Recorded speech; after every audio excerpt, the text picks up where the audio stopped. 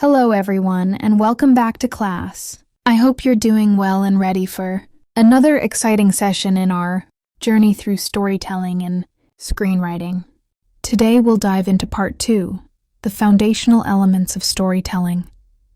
Every story, no matter how short or long, rests on a few essential pillars: character, setting, place and time, plot, incident, and conflict. We'll also explore the classic 3-act structure: beginning, middle, and end.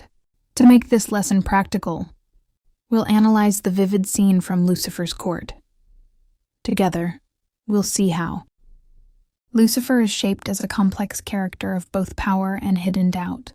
The dark, oppressive setting, stone floors, black velvet throne, colossal gates, creates atmosphere. The seeker's unanswerable questions spark the central conflict of the story. By the end of today's class, you'll understand why these foundational elements act like the skeleton of a narrative. Without them, a story simply cannot stand. We'll finish with a creative exercise.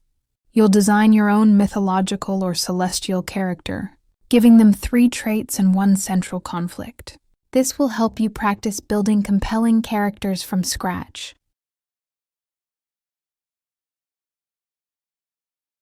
Impatience flickered across Lucifer's features. His eyes narrowed further, and a spark of incandescent fury ignited within their depths. "I remember," he said with a dangerous slowness, his voice now imbued with an ominous undertone. "It is you. You have come before in such a wretched state. And then, too, you brought tidings of ill omen. The news of the birth of that second human. The second creature the creator of all existence fashioned. Fleeting image of his fall from grace, and the theft of his cherished title." The morning star flickered through his mind, casting a shadow of ancient pain and resentment across his countenance. Suddenly, a volcanic rage erupted within Lucifer, and his voice thundered through the hall, shaking its very foundations. "That human!" he roared, his voice trembling with the intensity of his fury. He was brimming with the love and devotion of his creator. He refused to bow before me, but with all the venom in my being, I nailed him to that accursed cross in the most agonizing manner imaginable. I forced the putrid wine upon his parched lips, down his throat burning with hatred. For 3 whole days he was my guest in the realm of the dead. His eyes blazed like molten embers. "Has he returned? Is that the cause of your trembling, your terror?" His voice dropped to a treacherous whisper. "Speak. What have you witnessed?" His hands, clenched white-knuckled upon the arms of his throne, betrayed the depth of his inner turmoil. The one-winged, cursed angel, with a shudder that echoed deep within his broken frame, gathered his mangled wing and its tattered feathers, his voice a mere whisper rising from the abyss of the silent hall. "Father Roland." His ragged breaths carried the faint scent of fear and despair through the heavy air. Lucifer reclining upon his magnificent throne, the dim light of the wall torches casting an enigmatic glow upon his proud countenance, exhaled a sigh that seemed to lift a burden from his dark soul. The rich, heady aroma of 1,000-year-old wine hung thick in the air. "That stubborn, damned old man again," he rumbled, his voice a low tremor like a dormant volcano stirring. "Each time his meddling shakes the very foundations of this accursed palace. What new mischief does he brew for me now?" His eyes, narrowed like those of a wrathful feline in the shadows, pierced the trembling figure. The one-winged angel, whose hollowed, lifeless eyes seemed to hold the tales of ages of torment, replied, his voice barely audible. "By your supreme command, I set a wandering spirit, an angel woven from the very fabric of night's malice, to watch over Father Roland, to keep us informed of his every breath. And now ill tidings, like a creeping shadow, have arrived, and the dark messenger, haunted by the subterranean moans of the damned, stands before you." Lucifer, a storm of unease gathering on his brow, his voice edged with the sharpness of a drawn blade, commanded, "Let him enter. We must see what new defiance this rebellious Father Roland, this persistent pest, dares to conjure." Once more the groan of the colossal golden gate echoed through the hall, like the lament of a captive finally unbound. A fallen angel, wings stunted and grotesque as burnt leather, a broken horn jutting from his brow like a scar of a painful fall, crawled across the cold stone floor, a wretched insect emerging from the darkness. His gaze, filled with terror and supplication, screamed his utter insignificance before Lucifer's grandeur. "Rise," Lucifer commanded, his voice leaving no room for disobedience. With a Herculean effort, the crawling angel obeyed, his head bowed as if bearing the weight of all the world's sins. "Speak plainly, wretch," Lucifer ordered, his voice a potent blend of authority and impatience, a hidden current of wrath simmering beneath. "Tell us what you have witnessed, what news you bring that dares to shatter this sacred silence." The horned broken angel began, his voice trembling with each halting word, punctuated by ragged breaths. "A young man, 30 years of age, from the far reaches of the East, from the veiled land of Tibet, has come, deeply enthralled by Father Roland. With a soul parched for answers and a heart yearning, he seeks baptism." A smile devoid of mirth, a mere twist of his lips, touched Lucifer's face. "Baptism? He seeks to cleanse his tainted soul? What futile aspiration? Well, let him—" A laugh, devoid of warmth, echoed through the high arches of the hall, a chilling mockery hanging in the air. "On what day? At what hour does this pathetic charade unfold?" "He has set a condition," the broken angel replied, his voice barely a breath. Lucifer's dark eyebrows, like twin crescents of night, arched in surprise. "A condition? What condition dares this mortal impose upon me?" "His condition," the angel whispered, "is that he receives answers to his questions." "What presumptuous questions dare this curious Eastern youth harbor? That he would challenge blind faith?" Lucifer inquired, his tone a blend of disdain and a flicker of intrigue. With trembling hands, the angel unfurled a golden scroll, as if etched with molten tears of gold, droplets still clinging like fresh blood. His voice quivered as he read. He asks why God, the omnipotent creator, abandoned Adam and Eve to the serpent's temptation. Why did the Almighty fashion a being as vile and treacherous as Satan? Was he blind to the darkness Lucifer's creation would unleash upon the world? Why did God treat Adam and Eve, for the mere act of taking a single fruit, as criminals banished from paradise? Why did he reject Cain's offering, born of toil and favor Abel's, stained with innocent blood? Does the essence of God truly delight in blood and sacrifice? Why did God choose the children of Israel as his chosen people, amidst all the nations of this vast earth? Were there no worthier, purer souls? Why did God offer his only Son, a beacon of love and purity, as a ransom for the sins of humankind? What value do these flawed, fleeting mortals hold that such a sacrifice was deemed necessary? And why, oh why, must God demand such a horrific act? That the second Adam endure the agony of the cross? And why did that divine Son, in all his power and glory, accept to be killed in the most gruesome manner imaginable? Lucifer, his face a canvas of surprise and a dawning curiosity, murmured, "Remarkable. Finally, a mortal who dares to voice such profound and challenging inquiries. Well, did that addled old man provide him with the answers he sought?" The angel's voice was a mournful sigh, like the wind whistling through desolate tombs. "No, Father Roland found no solace, no convincing truths to offer him." A heavy silence followed the questions, a void where understanding should have been. A sardonic smile, tinged with a deep contempt for mortal ignorance, curled Lucifer's lips. "Then it is as I foresaw, complete. Either they wander lost in the labyrinth of their unanswered questions, groping in the darkness of their ignorance, or they blindly prostrate themselves in worship, devoid of understanding. Both paths lead to my dominion." At that moment, the goddess Ishtar, with a delicate gesture of her long, adorned fingers, summoned the serving angel, who presented her with a chalice of aged, ruby-red wine upon a silver tray. Ishtar took the cup, her movements a symphony of seductive grace that could bring any man to his knees, and approached Lucifer, standing beside his black velvet throne. Lucifer, his gaze captivated by Ishtar's alluring presence. The very air around her shimmering with feminine power, said, "My daughter, I see in the depths of your piercing eyes a thirst for knowledge, the flickering flame of curiosity." Ishtar's voice, a velvety murmur that seemed to rise from the depths of a secret grotto, replied, "I yearn to understand why such fundamental questions, which torment the minds of these fleeting mortals, find no worthy illuminating answers. My most exquisite goddess Ishtar, my radiant enchantress." Lucifer purred, his voice laced with the promise of power and forbidden knowledge. "Because I myself dispatched my most skilled teachers, masters of deceit and distortion, into the very heart of their spiritual institutions, and they, little by little, over the passage of time, instilled within them precisely what I desired. For 2 millennia, they have sculpted the church into a hollow edifice, its facade alluring, its core devoid of truth.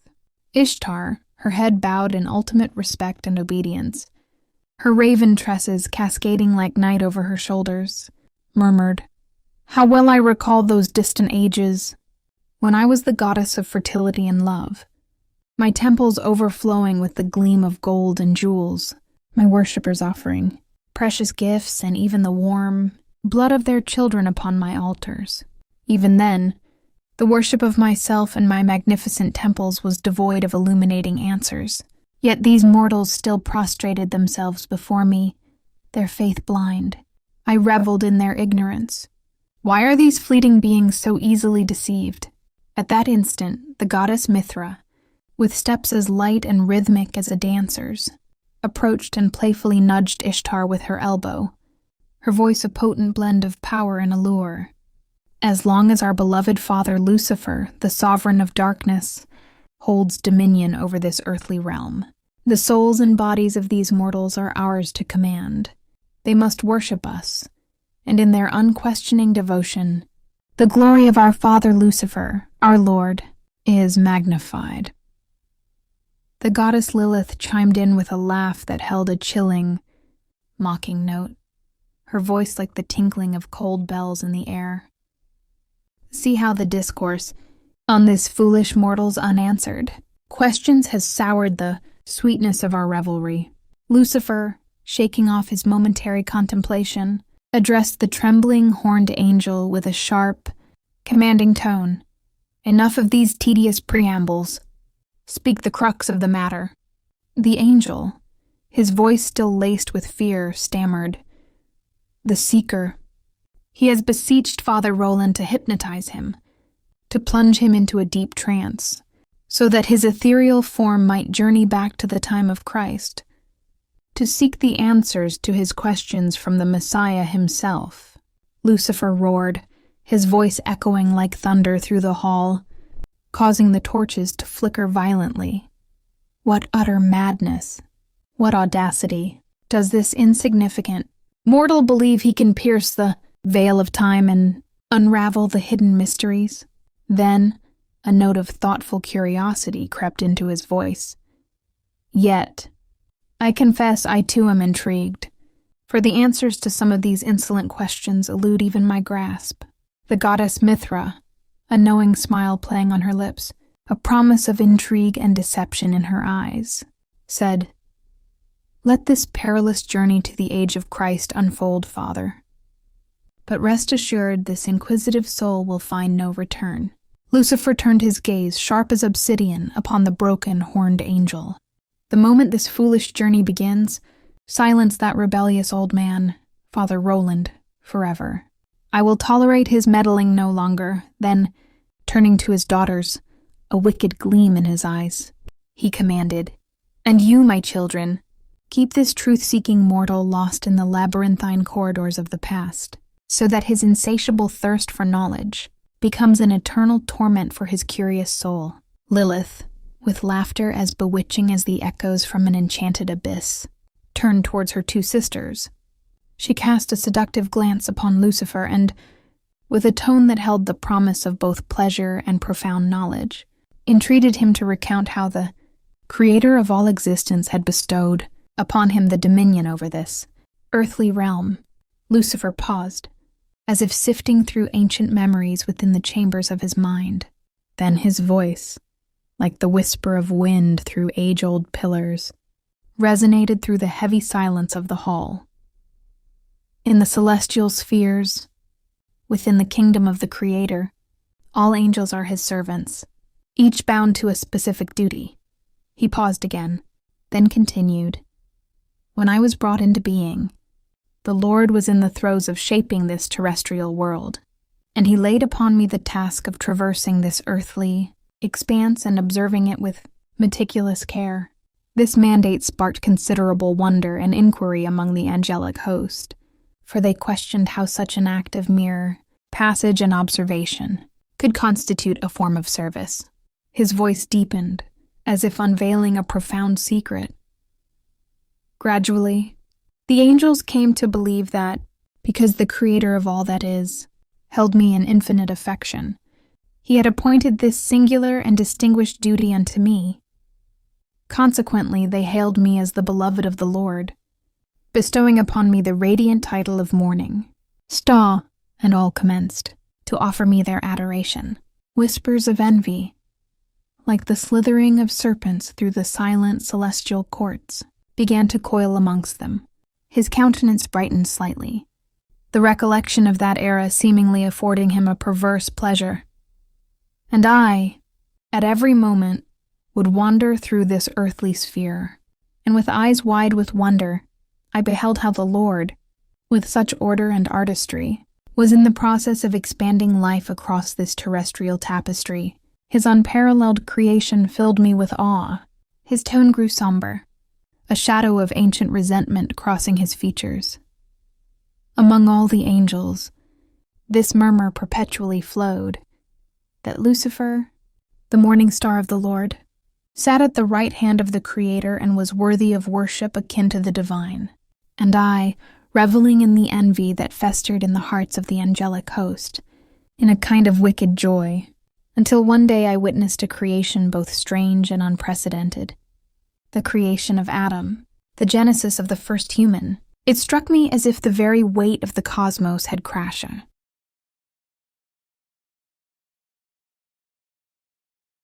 Part 2. Lucifer's Court. Profound Questions and Ancient Memories. Good afternoon, everyone. We are continuing our analysis of this compelling theological fantastical narrative. Today's section, where the focus shifts entirely to Lucifer's court and the dramatic events unfolding there, is crucial. It develops the conflict, deepens the characterization of the infernal beings, and introduces a truly revolutionary element, a mortal who dares to ask the unanswerable questions. 1. The infernal court and its hierarchy. The setting remains hell, but we now get a much clearer picture of its power structure and atmosphere. The chain of command. The scene opens with a clear hierarchy. Lucifer is the supreme authority, commanding the subservient, broken one-winged angel. This first angel, in turn, commanded the dark messenger, the horned, broken angel, to spy on Father Roland. This establishes a systematic tyrannical rule, where every being is held in terror and servitude. The state of the fallen angels. The descriptions of the angels who report to Lucifer are striking. The first is one-winged, with hollowed, lifeless eyes holding tales of ages of torment. The messenger is wretched, crawled across the cold, stone floor, with wings stunted and grotesque as burnt leather, a broken horn jutting from his brow. Analysis. These details serve to deglorify the fallen. They aren't majestic demons. They are broken, miserable, and utterly insignificant before Lucifer. Their existence in hell is one of continuous punishment and humiliation, reinforcing Lucifer's absolute power. 2. The intrigue. The Tibetan seeker's condition. The plot thickens with the news the messenger brings regarding Father Roland and the young Tibetan man. The conflict escalates. Father Roland is a persistent pest, whose new defiance is a source of unease and wrath for Lucifer. This confirms Roland as a primary antagonist to the Prince of Darkness, the revolutionary act. The Seeker's actions are the central catalyst. He is deeply enthralled by Father Roland and parched for answers. He seeks baptism, a symbol of entering the Christian faith. He sets a condition. He must first receive answers to his questions. Lucifer's reaction to the questions. Lucifer's initial reaction is disdain. What presumptuous questions! But this quickly turns to surprise and intrigue. He later murmurs, remarkable. Finally, a mortal who dares to voice such profound and challenging inquiries, and even confesses that the answers to some of these insolent questions elude even my grasp.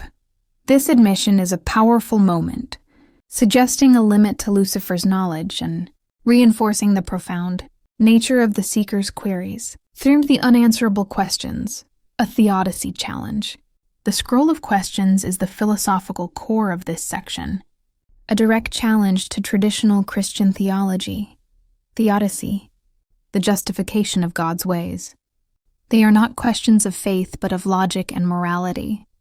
Question category, the Seeker's inquiry, the implicit challenge, creation free will. Why did God abandon Adam and Eve to the serpent? Why fashion Satan knowing the outcome?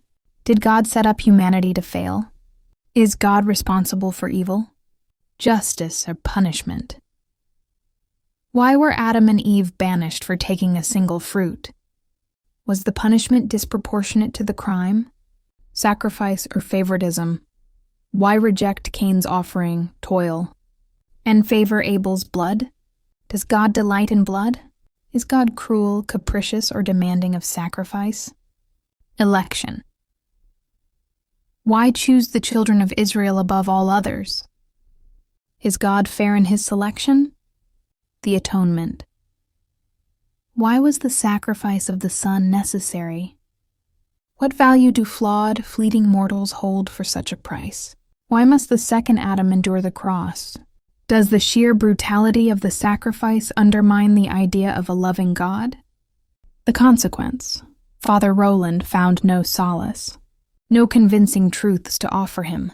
A heavy silence followed the questions. This silence is the narrative's verdict on traditional, unexamined faith. 4. Lucifer's strategy and the goddesses. The presence and dialogue of the goddesses Ishtar, Mithra, and Lilith solidify Hell's power structure and reveal Lucifer's long-term plan. The Grand Deception. Lucifer explains his strategy to Ishtar. I, myself, dispatch my most skilled teachers, masters of deceit and distortion, into the very heart of their spiritual institutions. For 2 millennia, they have sculpted the church into a hollow edifice, its core devoid of truth. The goal? To ensure mortals either wander lost in the labyrinth of their unanswered questions, or blindly prostrate themselves in worship, devoid of understanding. Both paths, as Lucifer states, lead to my dominion. This is the ultimate cynical view of organized religion. The ancient goddesses. Perspective. Ishtar and Mithra's commentary suggests this method of manipulation is age-old. Ishtar recalls her own temples where worship was devoid of illuminating answers, yet mortals still prostrated themselves. This establishes a continuity of blind faith from ancient paganism to Christianity. Mithra and Lilith represent the immediate desire for worship and the revelry of their power. The climax, journey to the past. The angel's final news introduces the narrative's next major development. The hypnotic journey, the seeker asks Father Roland to hypnotize, him to journey back to the time of Christ, to seek answers from the Messiah himself. Lucifer's order. The decision is swift and absolute. Lucifer's order. The decision is swift and absolute. Eliminate the obstacle. Silence that rebellious old man. Father Roland forever. Torment the seeker. The goddesses must keep this truth-seeking mortal lost in the labyrinthine corridors of the past, so that his insatiable thirst for knowledge becomes an eternal torment for his curious soul. This transforms the quest for truth into a terrifying and endless punishment. In Lucifer's origin story, The Morning Star, Lucifer's recount of his genesis to Lilith provides the foundation for his resentment and fall. The beloved servant. Lucifer was initially given a unique and distinguished role. Traversing this earthly expanse and observing it with meticulous care. This led the other angels to believe he was the beloved of the Lord and worthy of worship, earning him the title Morning Star. He reveled in the envy of the others. The catalyst of the fall, the creation of Adam, a creation both strange and unprecedented, is the breaking point. Adam was created from the very substance of this earthly sphere. Adam was given the entirety of his boundless wisdom and knowledge, in contrast to the angels' finite and circumscribed knowledge. Adam was given dominion over every living thing that moveth upon the earth. The core conflict, pride and envy, Lucifer's profound sense of superiority over the other. Angels was instantly shattered by a creature of flesh and bone who was created in God's image and given superior wisdom and dominion over the earth. The creation of Adam was as if the very weight of the cosmos had crashed down upon my head. This shift in status and power is the direct cause of Lucifer's subsequent rebellion and jealousy toward mankind. Conclusion and discussion points.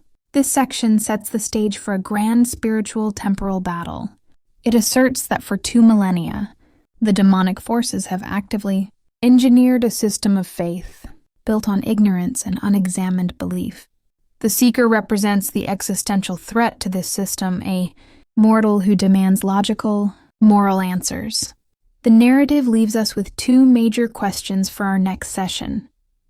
How will Lucifer's command to silence Father Roland and trap the seeker in time be carried out? How will the seeker's journey back to the time of Christ play out? And what truths or deceptions await him there? Are there any questions on the character analysis or the philosophic? Session 2. The Foundational Elements of Story. Welcome back, everyone. In our first session, we introduced the power of narrative. Today, we're diving into the foundational elements, the building blocks that turn a simple sequence of events into a compelling story. We'll use the second part of the narrative you just read as our practical text. Let's break down the text to see these elements in action. 1. The foundational elements. A story, regardless of its length or complexity, rests on 5 pillars: character, setting, place and time, incident, plot, and conflict. Ein character, shakhsiyat. Character refers to the individuals who drive the action. A well-written character has motivations, desires, and flaws. In our text, we have several distinct characters. Lucifer, the central figure. He is defined by his supreme command, impatience, disdain, simmering wrath, and a potent blend of authority. Notice his evolution from commanding to a flicker of intrigue at the mortal's questions, and finally to a wicked gleam of command and contempt for mortal ignorance. He is the protagonist of this underworld scene, even if he is the antagonist of the greater story. The one-winged angel, defined by his subservience, by your supreme command, and his eyes that seem to hold the tales of ages of torment. He's a tragic, functional character who serves to relay information. The broken horned angel, the dark messenger. A memorable character defined by physical wretchedness, stunted, and grotesque wings, broken horn, crawled across the cold stone floor, and intense fear supplication. His main function is to deliver the inciting incident, the Tibetan youth's challenge. The goddesses, Ishtar, Mithra, Lilith. They represent different aspects of power and female influence. Ishtar is seductive and curious, thirst for knowledge, seductive grace. Mithra is playful and deceptive, playfully nudged, promise of intrigue.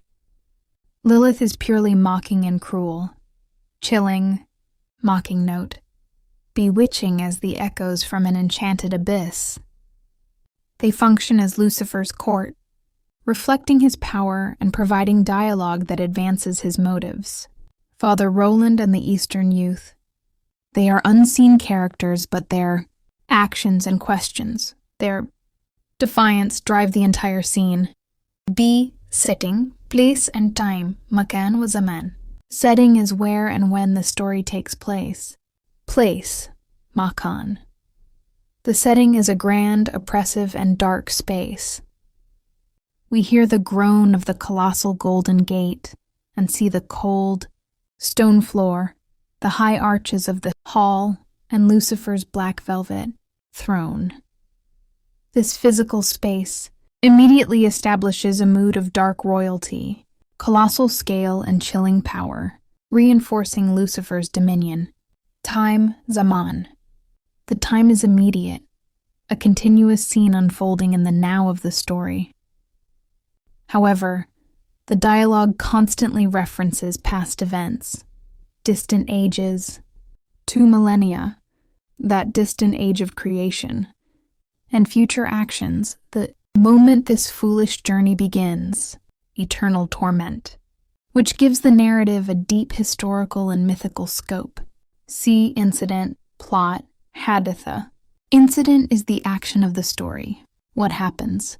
The main incidents in this section are the delivery of ill tidings by the broken angel, the revelation of the Eastern Youth's challenge and his profound, unanswerable questions, the revelation of his condition, to be hypnotized, to travel back in time, to ask Christ directly, Lucifer's command, silence, Father Roland, and ensure the youth is lost in the labyrinthine corridors of the past.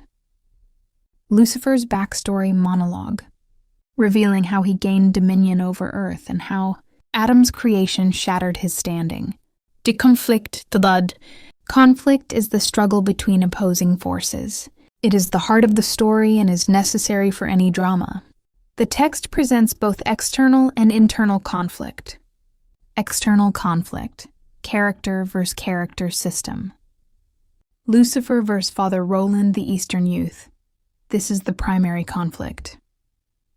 Lucifer sees Roland as a rebellious, meddling pest and the youth as a source of defiance. The conflict is the struggle for dominion over the spiritual truth in the minds of mortals. Lucifer versus God, the Creator, historical conflict. This is revealed in Lucifer's monologue, his initial struggle against being supplanted by Adam, leading to his resentment and fall. Internal conflict, character versus self. Lucifer's curiosity versus his authority.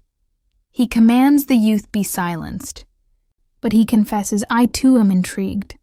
For the answers to some of these insolent questions elude even my grasp.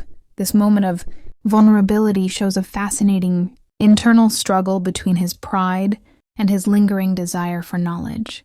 2. Narrative structure. Beginning, middle and end, shurur, mayanu, bayan. Every complete story or scene has a distinct structure. Beginning, the hook inciting incident. The text begins with the inciting incident, the one-winged angel reports ill tidings, and the dark messenger arrives.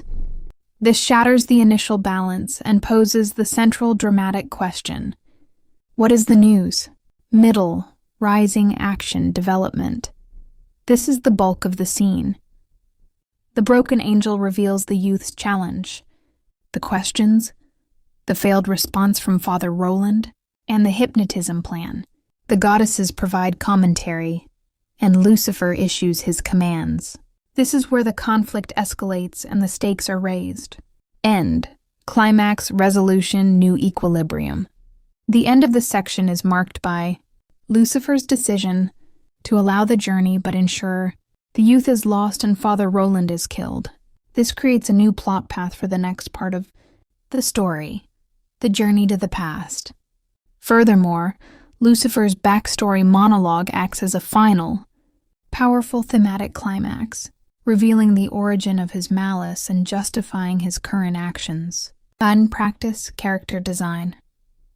Now let's take a moment to practice what we've discussed by creating a character.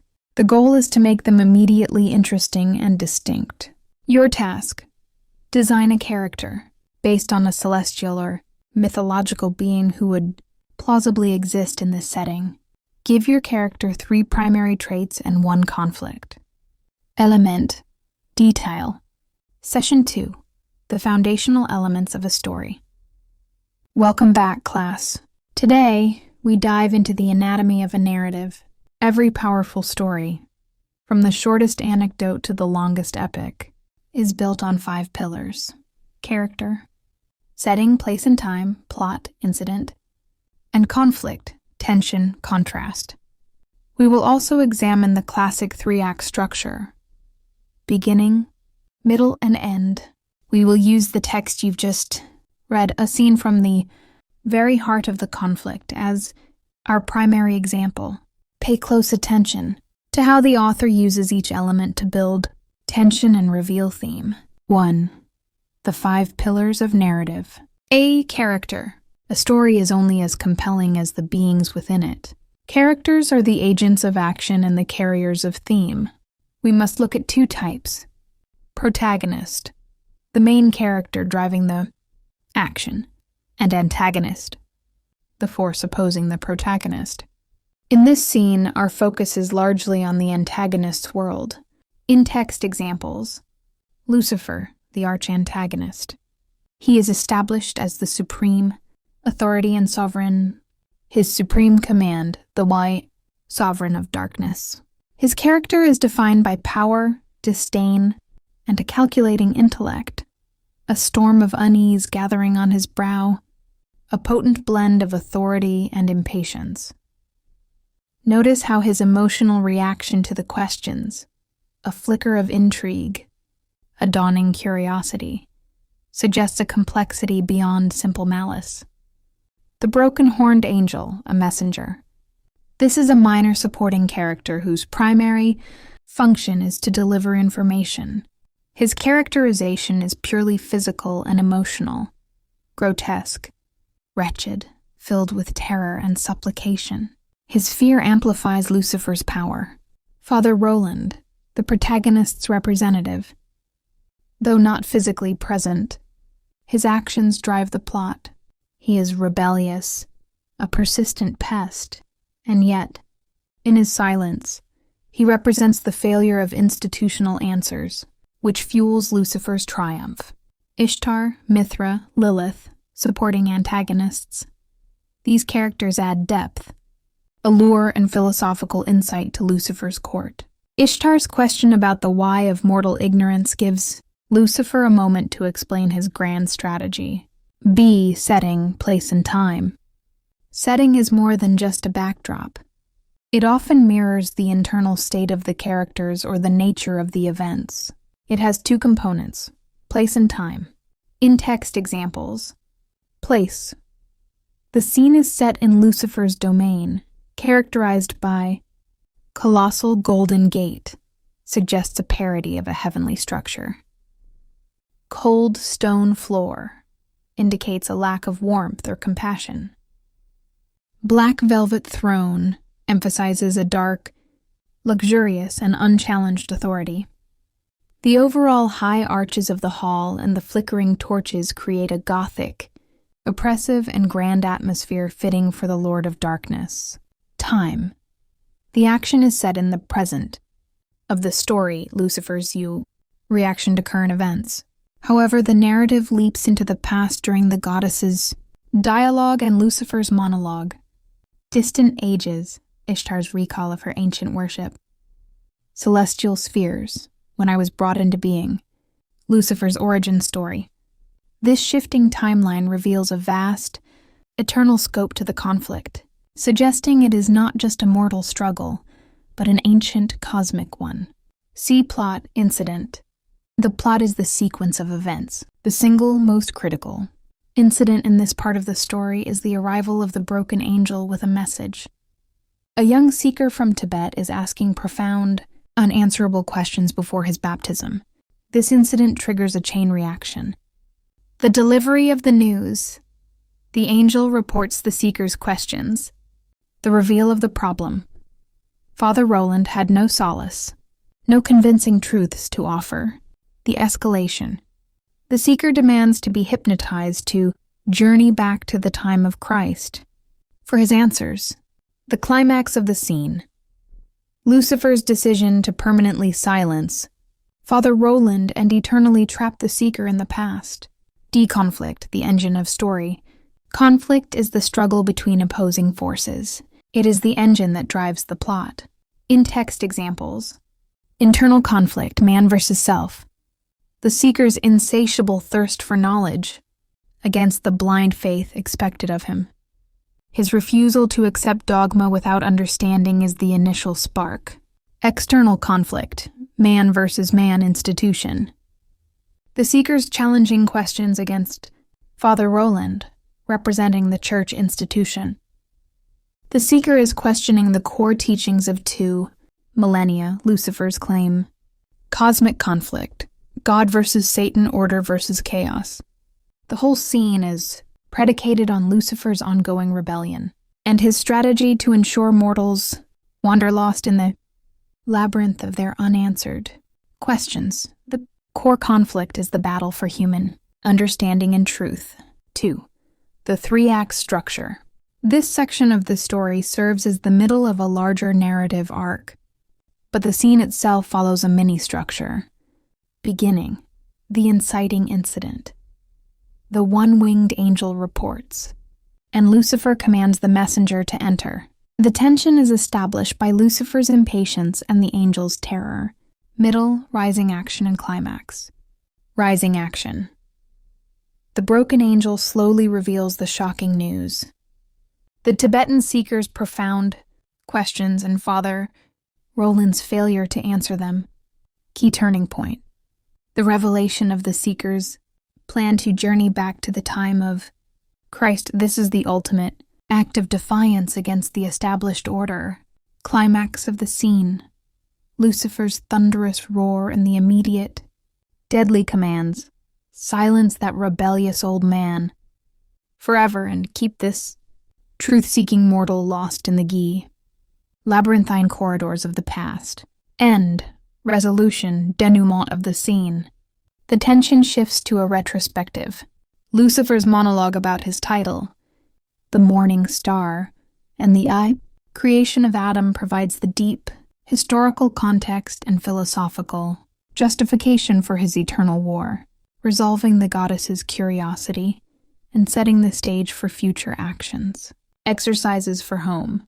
Please complete the following exercises using the provided text to solidify your understanding of these narrative elements. Character analysis. Select one of the 3 goddesses, Ishtar, Mithra, or Lilith. In a paragraph, analyze how the author uses dialogue and action to define her specific personality and function within Lucifer's court. What is her unique contribution to the scene's atmosphere? Conflict and theme. Identify the 3 most presumptuous questions the seeker asks, according to Lucifer. Explain how these 3 questions, e.g., about Adam and Eve, Cain and Abel, or the crucifixion, represent the central theological conflict that Lucifer is exploiting. Thematic setting. Analyze the significance of the golden scroll, etched with molten tears of gold. What does this object, combining precious material, gold with pain, grief, tears, blood, symbolize in the context of the powerful questions it holds? Plot significance. Explain the dramatic irony in Lucifer's final lines. When he confesses, the answers to some of these insolent questions elude even my grasp. How does this moment, immediately before he orders the seeker's eternal torment, heighten the stakes of the seeker's journey? I look forward to discussing your insightful responses in our next session.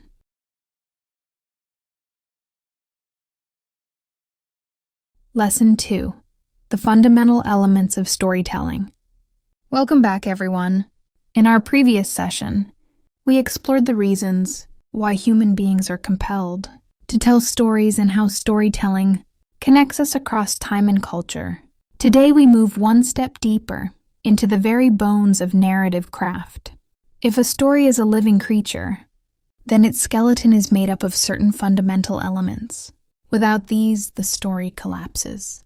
With them, it can stand, move, breathe, and even fly. In this lesson, we'll explore 5 core elements: character, place, time, event, and conflict. We will also examine the natural rhythm of narrative, beginning, middle, and end. These are not arbitrary.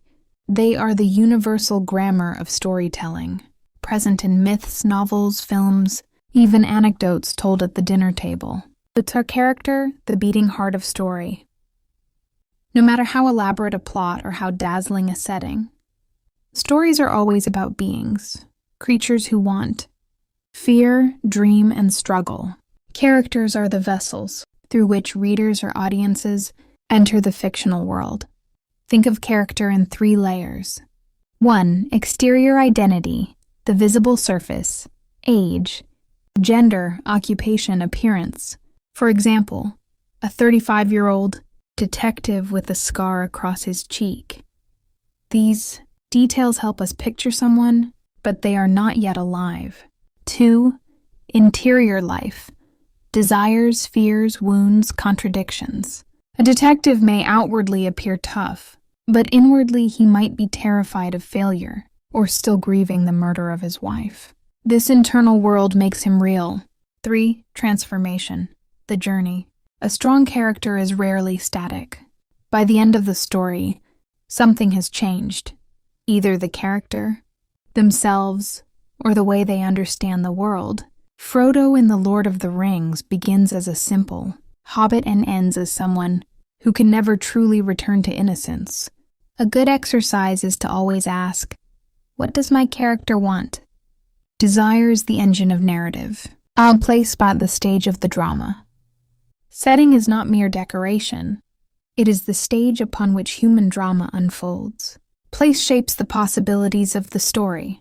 Imagine Romeo and Juliet set in modern Los Angeles rather than Renaissance Verona. Suddenly the feud becomes gang rivalry, the balcony a glowing apartment window. Setting can also act as a character itself, pressing on the protagonists. Consider the frozen wasteland in Jack London's To Build. A fire, it is more than background. It is an antagonist, indifferent and lethal. When designing place, think of 3 levels: physical environment, landscape, climate, architecture. Cultural environment, customs, laws, social hierarchies. Symbolic environment, how the place reflects inner states. A crumbling mansion may mirror a family in decline. A good story breathes through its environment. Tingin, the invisible thread. Stories unfold through time. Time is the dimension that allows change, and change is what makes narrative possible. We can think of time in 3 ways. 1. Historical time, the era in which the story occurs. A tale set in 18th century France will necessarily differ from one in a future Mars colony. Historical time shapes language, dress, politics, technology. 2. Narrative time, how the story itself arranges events. Chronological storytelling moves from past to present in a straight line. Non-linear storytelling, such as in Christopher Nolan's Memento, bends and reorders time to create mystery or tension. 3. Psychological time, the subjective experience of time by characters. A moment of terror may feel endless, while months of routine can pass in a paragraph. Controlling time is one of the writer's greatest powers. By stretching, compressing, or fragmenting it, you sculpt the reader's emotional journey. 4. Event, the spark of movement. A story is not a static portrait. It is a series of events. An event is something that changes the state of affairs. Without change, there is no story. Events can be large or small. A shipwreck is an event, but so is a character deciding after months of hesitation to make a phone call. What matters is the shift it creates. Two useful distinctions. External event, physical action, visible and concrete. A robbery, a kiss, a death. Internal event, invisible but no less real. A decision, a revelation, a loss of faith. Often the most powerful storytelling combines the two. Hamlet sees the ghost of his father, external, and simultaneously decides he must take revenge, internal. When plotting, ask yourself, what event forces my character to act? That is usually the true beginning of a story. Conflict, the driving force. If character is the heart, conflict is the blood that pumps through every artery of the tale. Conflict is the collision between desire and obstacle. It creates tension, suspense, stakes. There are many kinds of conflict. Man versus man, rivalries, battles, arguments. Man versus nature, survival against flood, fire, wilderness. Man versus society, rebellion against injustice, oppression, cultural norms. Man versus self, the inner war of doubt, guilt, temptation. The richest stories often combine several. Consider the grapes of wrath. The Joad family fights drought, nature, economic exploitation, society, and despair, self. Conflict must escalate. A minor obstacle is interesting for a moment, but only through mounting pressure does the story sustain attention. Ask, how can things get worse? And then, how can they get even worse? Beginning, middle, end, the natural rhythm. Now that we have the building blocks, let's consider structure. A story unfolds in 3 movements: beginning, middle, and end. 1. Beginning introduces character, place and time, and most importantly, launches the central conflict through an event, the inciting incident. The beginning answers, "Why should I care?" Lucifer turned his gaze, sharp as obsidian, upon the broken, horned angel. The moment this foolish journey begins, silence that rebellious old man, Father Roland, forever. I will tolerate his meddling no longer. Then, turning to his daughters, a wicked gleam in his eyes, he commanded, "And you, my children, keep this truth-seeking mortal lost in the labyrinthine corridors of the past, so that his insatiable thirst for knowledge becomes an eternal torment for his curious soul." Lilith, with laughter as bewitching as the echoes from an enchanted abyss, turned towards her 2 sisters. She cast a seductive glance upon Lucifer and, with a tone that held the promise of both pleasure and profound knowledge, entreated him to recount how the Creator of all existence had bestowed upon him the dominion over this earthly realm. Lucifer paused, as if sifting through ancient memories within the chambers of his mind.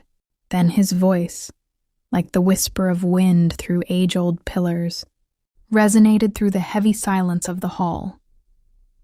In the celestial spheres, within the kingdom of the Creator, all angels are his servants, each bound to a specific duty. He paused again, then continued, "When I was brought into being, the Lord was in the throes of shaping this terrestrial world, and he laid upon me the task of traversing this earthly expanse and observing it with meticulous care. This mandate sparked considerable wonder and inquiry among the angelic host, for they questioned how such an act of mere passage and observation could constitute a form of service." His voice deepened, as if unveiling a profound secret. Gradually, the angels came to believe that, because the Creator of all that is held me in infinite affection, he had appointed this singular and distinguished duty unto me. Consequently, they hailed me as the beloved of the Lord, bestowing upon me the radiant title of morning. Star, and all commenced to offer me their adoration.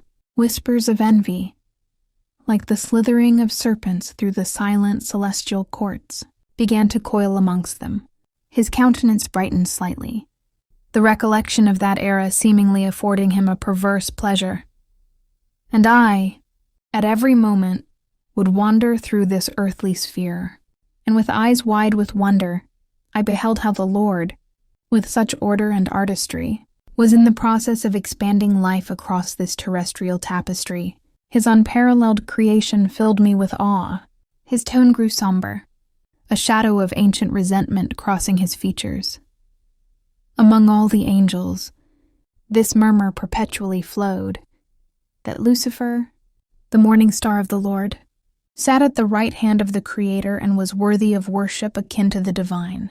And I, reveling in the envy that festered in the hearts of the angelic host, in a kind of wicked joy, until one day I witnessed a creation both strange and unprecedented. The creation of Adam, the genesis of the first human. It struck me as if the very weight of the cosmos had crashed.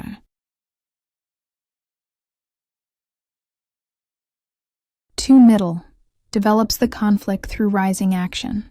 Characters pursue their desires, meet obstacles, make choices. Tension grows. The middle is often the longest part, a battlefield of possibilities. 3. End delivers resolution. This does not always mean happy endings.